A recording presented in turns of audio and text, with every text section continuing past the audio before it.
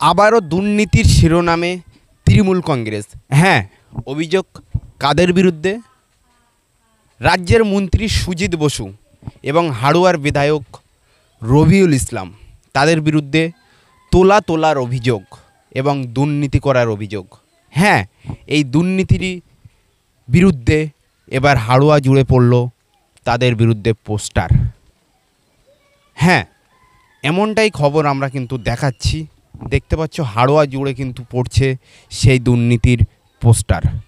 সরাসরি আমাদের সাথে আছে আইএসএফের দাপুটে নেতা মুসা কালিমুল্লাহ।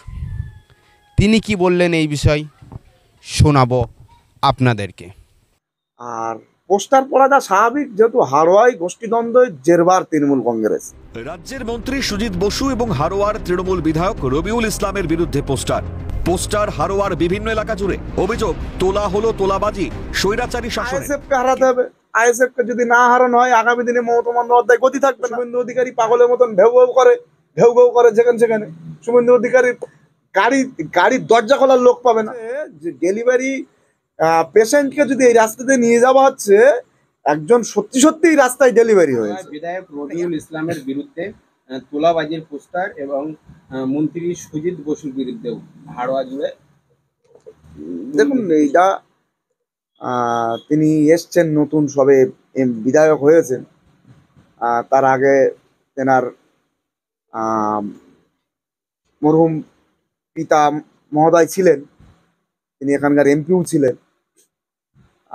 তিনি কিন্তু নতুন না, হয়তো এমএলএটা নতুন হয়েছেন, কিন্তু এই রাস্তায় কিন্তু পোড় খাওয়া, যে কোথায় কিভাবে কোন রাস্তা থেকে টাকা আসে, কোথা থেকে আসলে আমি টাকার পাহাড় বানাতে পারবো। আর পোস্টার পড়াটা স্বাভাবিক, যেহেতু হাড়োয়ায় গোষ্ঠীদ্বন্দ্বের জেরবার তৃণমূল কংগ্রেস। টোটাল হাড়োয়ায় এই ব্লকের থেকে হাসনাবাদ, এই বারাসাত ব্লক থেকে শুরু করে টোটাল হাড়োয়াটাই তৃণমূল কংগ্রেস জেরবার। তৃণমূল কংগ্রেসের নেতৃত্বের কথা হাড়োয়ার নেতৃত্বরা মানছে না। সুজিত বোসের মতো একজন হেভিওয়েট মন্ত্রী, তেনার কথাই খালেক মোল্লা মানছে না।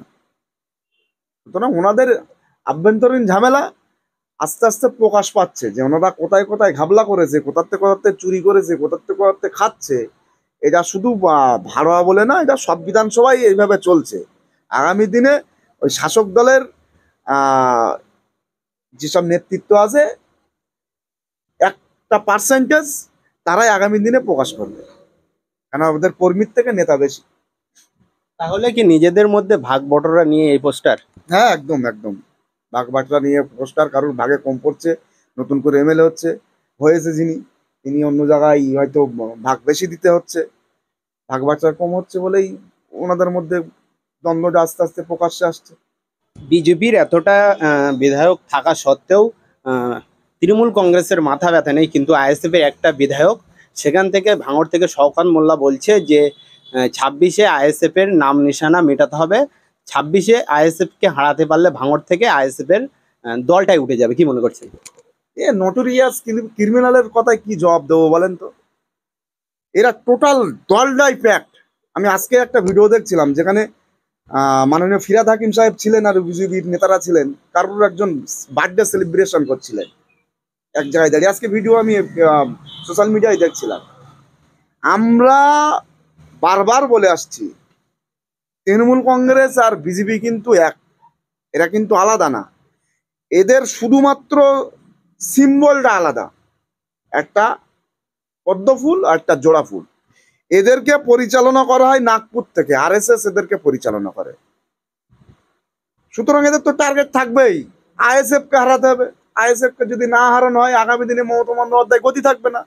আর আইএসএফ যদি কোন রকম ভাবে জোট সরকার, আমাদের যে সংযুক্ত মোর্চা নিয়ে চিন্তা ভাবনা করা হচ্ছে, জোট সরকার যদি ক্ষমতায় আসে, বিজেপি তো পশ্চিমবাংলা থেকে নাম নিশানা মিটে যাবে, বিজেপি ঘরের মানুষ পাবে না। শুভেন্দু অধিকারী পাগলের মতন ঘেউ করে যেখানে শুভেন্দু অধিকারীর গাড়ির দরজা খোলার লোক পাবে না। আমরা চ্যালেঞ্জ করছি, যদি আমাদের সংযুক্ত মোর্চার যে জোটের পরিকল্পনা করা হচ্ছে, আমরা যদি ক্ষমতায় আসি, বিজেপির নাম নিশানা কি পতাকা বাঁধার লোক থাকবে না। কারণ হলো পশ্চিমবাংলার মানুষ শান্তিপ্রিয় মানুষ, তাদেরকে কিছু ভুল বুঝিয়ে, শুভেন্দুর মতন উগ্রপন্থীরা ভুল বুঝিয়েছে, ভুল বোঝানোর পরে তাদেরকে কিছু বিজেপিতে নাম লিখিয়েছে। তারা ভুল যখন ভাঙবে আবার তার নিজস্ব পূর্ণ যেসব দলে ছিল তারা ফিরে আসবে, বাংলায় শান্তি বজায় থাকবে। মালদায় তৃণমূল কাউন্সিলরের লোকজন সেখানে দোকানে দোকানে গিয়ে তোলার অভিযোগ, যারা দিচ্ছে না তাদেরকে হুমকি এবং বাড়ির মহিলাদেরকে ধর্ষণের হুমকি, কি বলবেন? এটা পুরো বাংলা জুড়ে চলছে। আমি একটা কথা বলি, 34 বছর বামফ্রন্ট শাসন করেছে পশ্চিমবাংলায়। শাসন করার পরে আমরা বেশ কিছু জায়গায়, আমাদের তখন সবে জ্ঞান বুদ্ধি হচ্ছে, বেশ কিছু জায়গায় যেন শাসন, হলদিয়া, মেদিনীপুর, আপনার হচ্ছে ইয়ে জঙ্গলমহল, এই সাইডগুলোই মাওবাদীদের আক্রমণে বামফ্রন্ট সরকারের দ্বারা অত্যাচারিত হতো সাধারণ মানুষ। এটা অস্বীকার করার জায়গা নেই, কিন্তু সে জায়গাগুলো একটা পরিধি ছিল। 11 সালের পর থেকে তৃণমূল কংগ্রেস ক্ষমতায় আসার পর থেকে পুরো এই জঙ্গল রাজটা পশ্চিমবাংলায় শুরু হয়েছে। আমি কালকে এক জায়গায় একটা মিটিংয়ে গেছিলাম আমাদের উত্তর বিধানসভার মধ্যে, আমার পাশেই পঞ্চায়েত, রাজেন্দ্রপুর পঞ্চায়েতে। সেখানে সেই পঞ্চায়েতের 80% রাস্তা খারাপ, মানে টোটাল পঞ্চায়েতের 80% রাস্তার পরিস্থিতি হেভি খারাপ। সাধারণ মানুষ, গ্রামের মা বোনেরা, সাধারণ মানুষ রাস্তায় নেমে প্রতিবাদ করছে, রাস্তায় ধান গাছ পুঁতছে, রাস্তা বন্ধ করছে, রাস্তায় চলাফেরা করা যাচ্ছে না। বলছে যে ডেলিভারি পেশেন্টকে যদি এই রাস্তাতে নিয়ে যাওয়া হচ্ছে, একজন সত্যি সত্যিই রাস্তায় ডেলিভারি হয়েছে, মানে এতটাই ভয়ানক পরিস্থিতি রাস্তা। বেশ কিছুদিন আগে আপনারা দেখেছেন সোশ্যাল মিডিয়ায়, মেন স্ট্রিম মিডিয়াও খবর করেছিল যে কিছু জায়গায় রাস্তা অবরোধ হয়েছে। আমি কালকে মিটিংয়ে যাওয়ার পর থেকে শুনছিলাম যে মুসা ভাই যে স্লোগান দিয়েছিল তাদের বাড়িতে শাসক দলের রাত্রেবেলা 20-50 জন করে যাচ্ছে, গিয়ে দূর থেকে ঢিল মারছে, ইট মারছে, গরিব মানুষ টালি ভেঙে দিচ্ছে, ভয় দেখাচ্ছে, বাইরে বেরোতে দিচ্ছে না। এই জঙ্গল রাজটা পুরো পশ্চিমবাংলায় চালাচ্ছে। আমরা তো সেই জন্য আইএসএফ নামক দল গঠন করেছি, পশ্চিমবাংলার মানুষকে আগামী 26 সালে এই জঙ্গল রাজ থেকে মুক্তি দেওয়া হবো। আর আমরা মুক্তি না দেওয়া পর্যন্ত আমাদের এই লড়াই সংগ্রাম চলবে। শান্তি আমরা পশ্চিমবাংলায় ফিরিয়ে নিয়ে আসবো। বিজেপি নামক সন্ত্রাসী দল, বিজেপি নামক